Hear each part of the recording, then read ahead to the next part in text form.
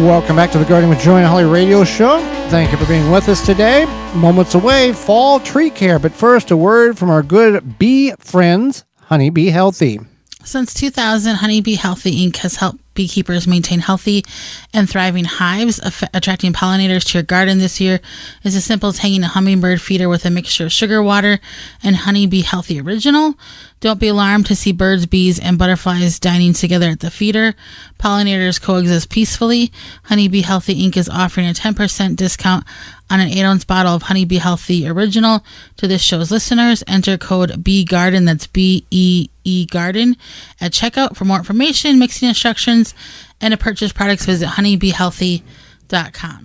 So, tree care. We talked about planting our fall bulbs. We got some tree care maintenance in which we can apply to our trees.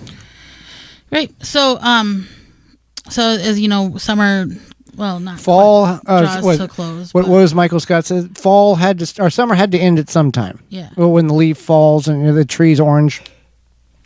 Right. Exactly. So I think people think tree care is just like the tree itself. Mm-hmm. And that's not true. There's some different things that go into it.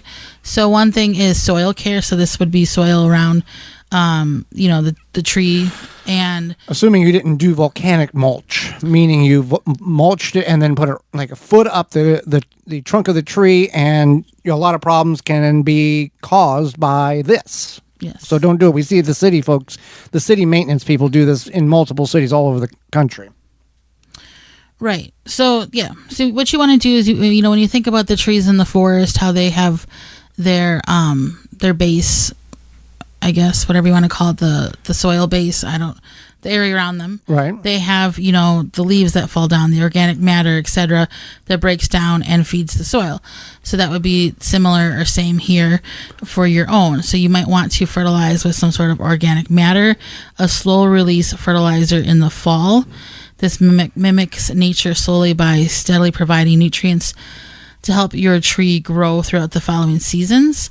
So that way they can have consistent access to the nutrients. Now, they do have, according to what your tree may require, fertilizer stakes where you take and pound it looks like a beefy hot dog into the ground at certain perimeters around the base of the tree, and it releases the nutrient into the fertilizer into the ground as the tree requires it. So it's not like you have to take a handful of 10, 10, 10 or 10, 12, 14 and sprinkle around. You can, but there is a better method to doing this and more effective way of getting the fertilizer to the roots of the tree itself. Now, this is also if you have newly established trees. If you have done that this year, we certainly hope that if you did stake it, you didn't stake it down like a radio tower where it couldn't move. It is okay to stake down the tree, but allow the tree to have movement, because the strength of the tree is in its trunk, and if you prohibit the trunk from moving, the tree gets very, very weak.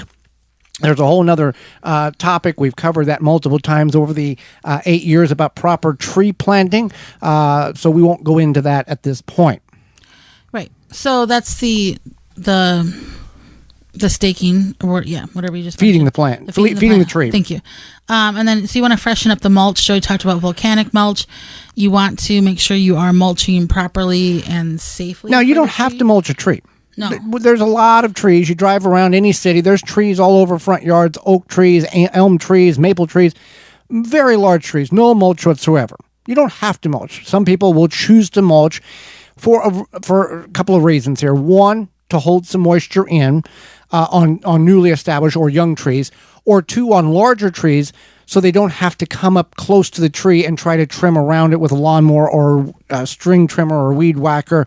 It just makes the process of lawn maintenance a little easier, and it adds a little, oh, look at that pretty tree, it's got that pretty border around it with the mulch. Exactly. And it helps reduce, you don't have to, water as much.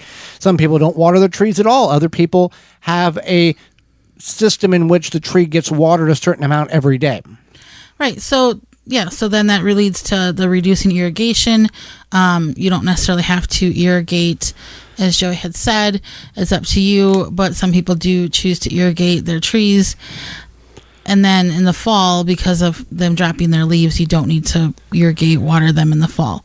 So the next step would be to clean up anything like dead branches, anything that looks like it would if we had like a heavy snowstorm could possibly fall off that tree. Right. Trim limbs that are dead, or remove those in which are going to cause damage to property and or you or others. We're talking large trees. If it's a small little tree, it's got a couple of dead twigs in it, this is not a big deal. But here is the thing you need to be aware of. If you've got a big tree on your property and it falls on something or someone, you are liable for that through law. So you are, as the homeowner, as the tree caretaker, responsible for making sure that that tree is as safe as it can be. Now, if you've got, let's say, a 50-year-old maple tree, you may not know that it's hollow inside, and here comes a big wind and a limb snaps off, or it falls over and breaks because there's no structural components to it because it's so weak and all. That's different. But if you visually can see, oh, that limb's hanging, I'll get it tomorrow. That's not the way to go about doing that. Now, if you're going to hire someone to do tree trimming because you are not, one, physically able to, or it's in a position in which it's cheaper to hire somebody than pay for the ambulance ride to the hospital and a week in the hospital because you fell off a ladder and cut your leg with a chainsaw, you want to hire someone who has paperwork, who has insurance, who has a reputation, not somebody that's got a magnet on the side of their truck and they may or may not be around when the tree falls in the incorrect place and lands on something that it shouldn't have landed on. You know these people. There are some that do tree removal or tree maintenance that are one or two people that do a phenomenal job. However, the bad people has made it very difficult for those people who do a very good job who don't have a very big operation. So do your research on whomever you hire. Make sure they have the correct paperwork and insurance that will cover anything for you or other people's property to get that tree removed. And it is important to get certain things removed and have it professionally done because it's easier, safer, and it's done correctly. There you go. So you want to prepare, again, trim anything.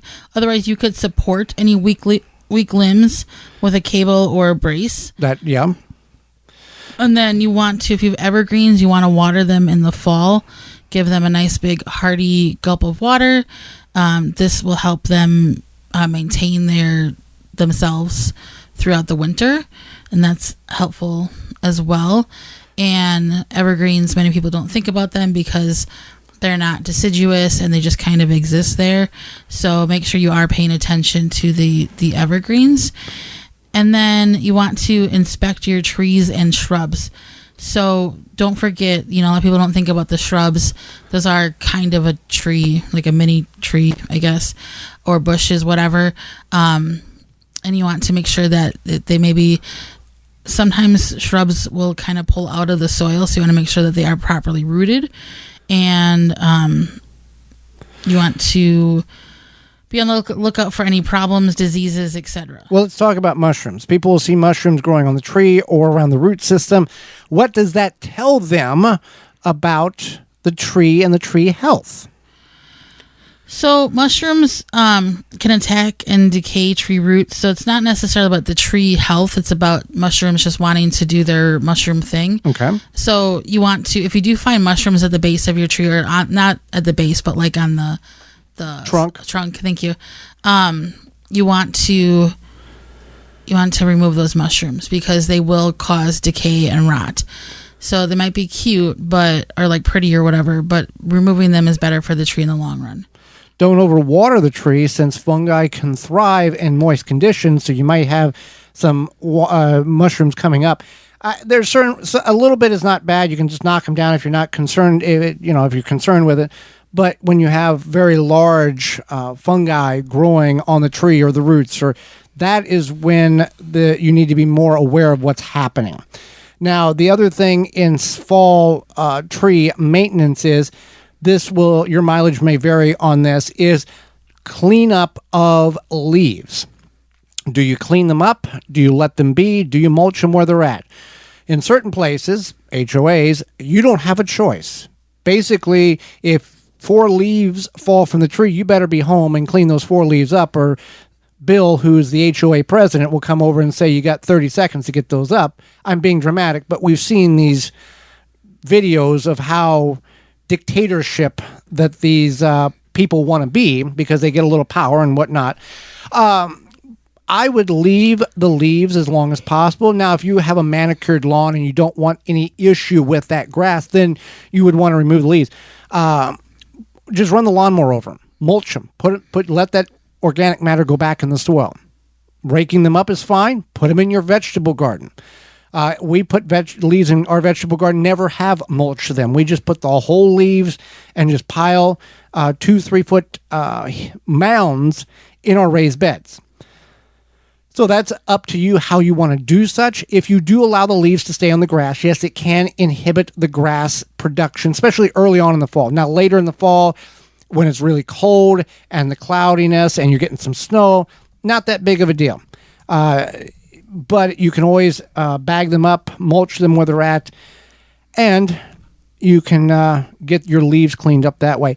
And with pine trees, evergreens, you don't want to remove all the pine needles. You can remove some if you're going to use it for mulch, but the tree needs a certain an inch or so around the base as a natural mulch for your evergreen. So don't clean that bare soil out from underneath, or clean it to bare soil. Leave that pine straw, is what the industry calls it, pine needles in underneath the tree.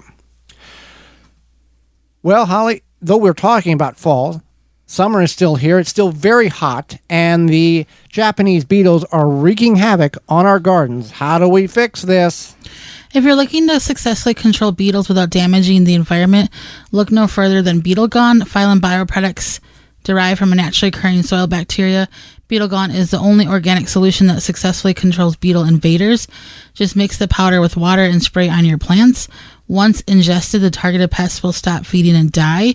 And since it's an organic BT product, you know it's a great choice to use on your fruits and veggies in addition to your ornamental flowers and trees. Not only is Beetle Gone best because it works, what I like most about it, it is safe to be used around beneficial insects such as ladybugs, butterflies, and bees, and has no water toxicity issues. You can find all that information out at beetlegone.com. That's beetlegone.com.